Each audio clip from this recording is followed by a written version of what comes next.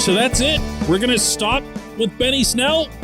Nothing else out there. Good morning to you. Good Tuesday morning. I'm Dejan Kovacevic of DK Pittsburgh Sports. This is Daily Shot of Steelers. It comes your way bright and early every weekday. If you're into hockey and or baseball, I also offer daily shots of Penguins and Pirates that I'd be grateful if you checked out.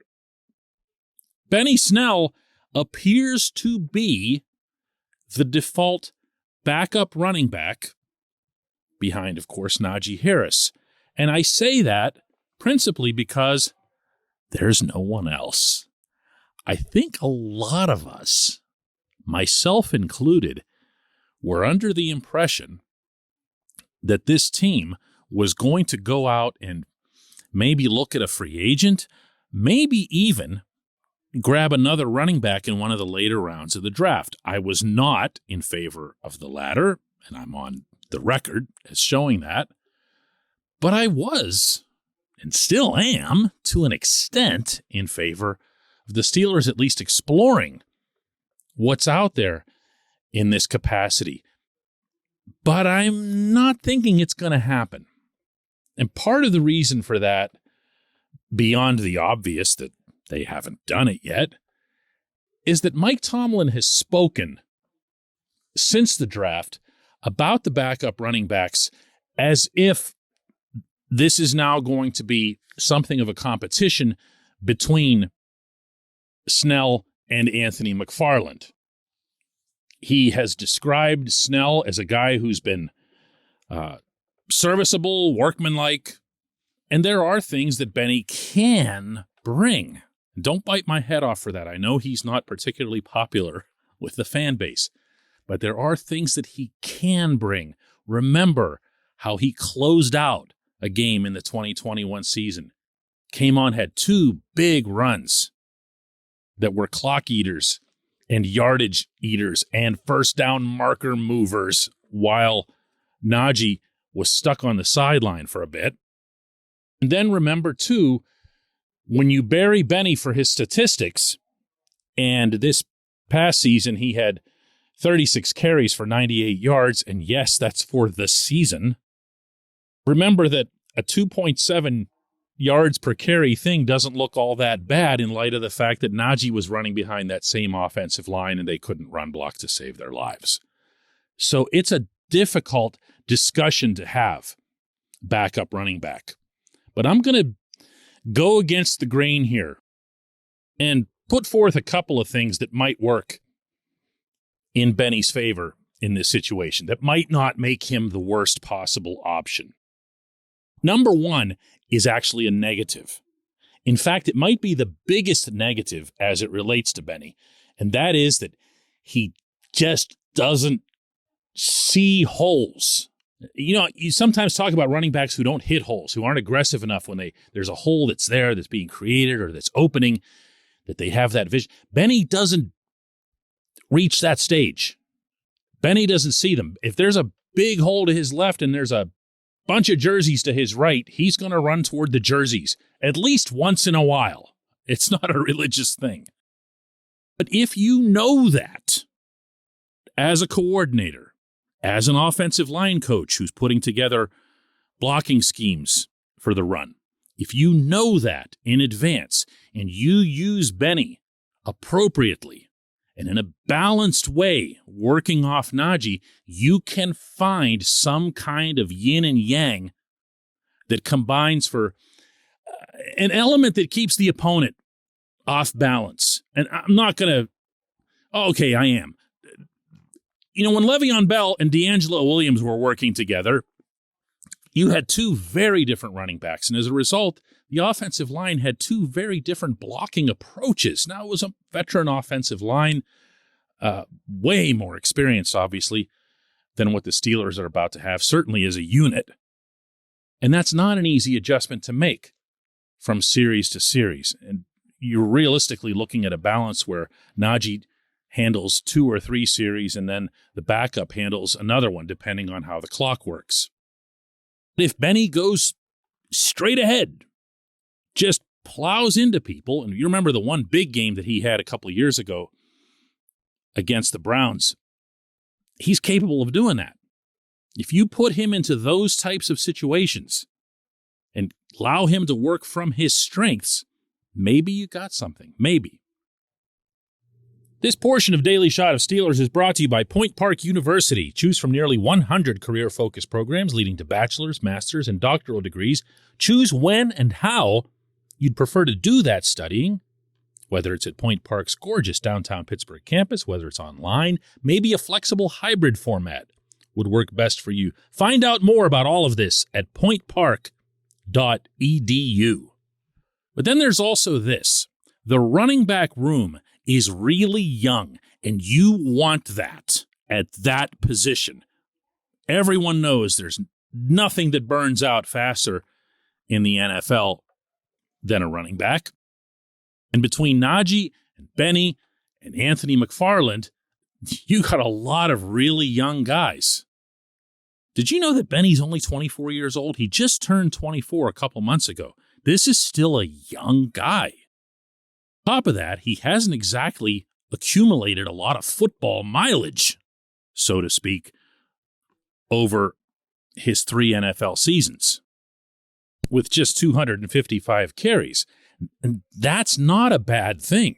That's not a bad thing. You want and need fresh legs there. The other thing is the Steelers now have, at the running back position, something of a similar dynamic to what they have at quarterback and other positions in which they've just gotten really young overall. And the two backups can, I think, maybe, possibly push each other. I'm leaving Najee out of this one completely. He's not getting pushed by any of these guys. Like, not now, not ever, okay? But between Benny and McFarland, you have a couple of players that the Steelers really like. Tomlin did take a little bit of a jab at McFarland in his post-draft assessment by just referring to his availability. That's not exactly a secret. You can see the number of games that he's missed to injury, and that's not okay. If you can set up something of a tandem back there where Benny is your guy who just plows through the line in certain situations, and McFarland is more of your pass catcher, try to break something big, anything at all but whatever that 4th and 10 call was last year. Remember that? Ben's prayer that he put up for McFarland down the right sideline. Oh, my goodness. Just no, never that again. But it's worth mentioning, if only in the context that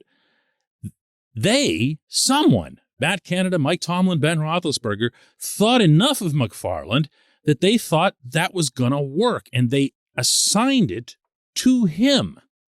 Ben spoke afterward about how that play was something that they really believed in. Again, that was the player in whom they believed. So there's something there.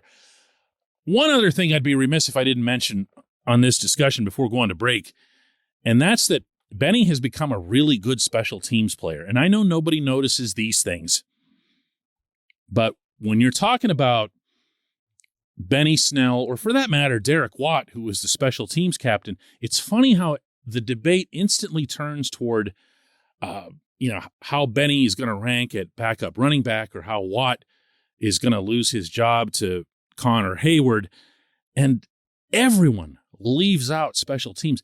Fact of the matter is, the special teams, specifically the kick coverage of the Steelers last season, was pretty good.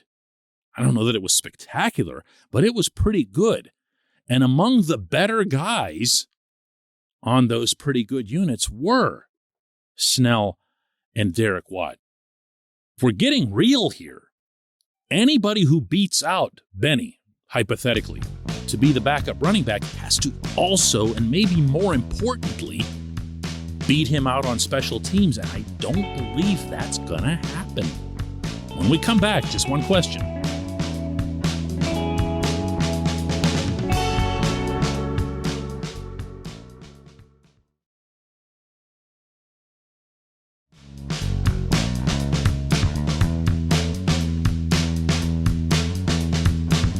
This portion of Daily Shot of Steelers is brought to you by our friends at Mike's Beer Bar.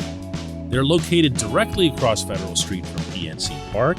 They are the one, the only, the premier destination in Pittsburgh for craft beer. More than 500 craft beers available, more than 350 of those local, and more than 80 of those on tap. Mike's can't be topped, not for beer, not for the awesome kitchen and menu that's available, and not for all the special events that are going on there. Check them out online at mikesbeerbar.com. Mike's Beer Bar, right across Federal Street from PNC Park. Time for J1Q, and today's comes from Jay Warnick, who asks, does it concern you that a franchise that had a first-round grade on Mason Rudolph was the only franchise to draft a quarterback in the first 2 rounds of the 2022 draft? Okay. Where do I start with this one? Because it's not universally accepted that the Steelers had this first-round grade on Mason. In fact, there are people close to the situation who reject that notion and have rejected it all along. The Steelers themselves, meaning Kevin Colbert, Mike Tomlin, and anyone else who'd be capable of speaking for them, have never acknowledged this out in the open. I have heard it, and I've heard it from people I trust, but I get bad information sometimes. I'm sure they get bad information sometimes, and it might not necessarily be true, is what I'm saying. Because let's remember that not only was Mason taken after the first round, he was taken after the second round, the 3rd round pick there, James Washington. His wide receiver mate, college, went ahead of him. And let's not pretend that James Washington was some rousing success while he was here. So as long as you're on the subject of, do you trust them to do this or to do that, it's entirely fair, I'd think, to hit them pretty hard on both counts, or certainly a lot harder where Washington is concerned. Take that and just shuffle it off to the side. Because I hear this thing that you've brought up about no other quarterbacks being taken until the 3rd round, as if that's kind of some indictment of the Pickett choice or Pickett himself. That doesn't add up for me. It really doesn't. If there was a wide receiver, and just one, who was really good and was a legitimate first-round pick, and all of the other wide receivers stunk, so no other wide receiver would be taken until the 3rd or 4th round or whatever. I know this is totally insane, but just hear me out. How would that reflect on the first wide receiver taken? All that matters is the individual caliber of the player who's taken in the first round. The overall depth of the class isn't a reflection on that athlete. It can't be. It's crazy to think that it is. But I hear this one a lot. Wow, they really reached there. Oh, that's crazy. They could have waited. This is another one. They could have waited until a few more picks had passed. They could have waited until the 2nd round to get Pickett. They could have traded down. That one comes up quite a bit. Could have traded down. You don't know that. I don't know that. They don't know that.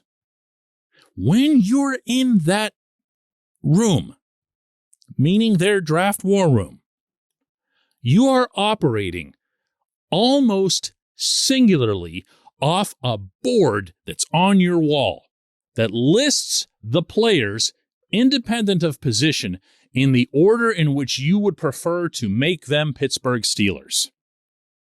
And if you're sitting there in that room and Pickett is a lot higher than 20 on your board, and I think there's ample evidence to believe them when they suggest that he was a lot higher than 20, because otherwise, why go through all this Malik Willis stuff?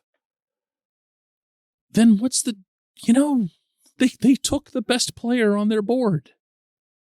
And it happened to be a quarterback. And if other teams didn't trust Willis, which they obviously didn't since he didn't go till the 3rd round to the Titans, and if they didn't trust the various other quarterbacks on whom the Steelers obviously did exhaustive research, then what's the issue? What's the issue? Kenny Pickett was the Steelers' top pick. Kenny Pickett was the top player on their board at the time that they picked after 19 other teams. They got a player that they wanted, apparently not enough to trade up, but that they wanted and were happy to have at the number 20 choice. What happens after that means not a thing, and definitely what happened with Mason Rudolph means less than nothing. You hit some, you miss some. Whatever your hit rate is, ideally it's really good, but for every Jarvis Jones, there's a TJ Watt. Oh, that was mean. I really liked Jarvis when he was here. I take that one back, Jarvis. You're a good dude, my man. Oh, wow. I appreciate the question. I appreciate everyone listening to Daily Shot of Steelers. We will do another one tomorrow.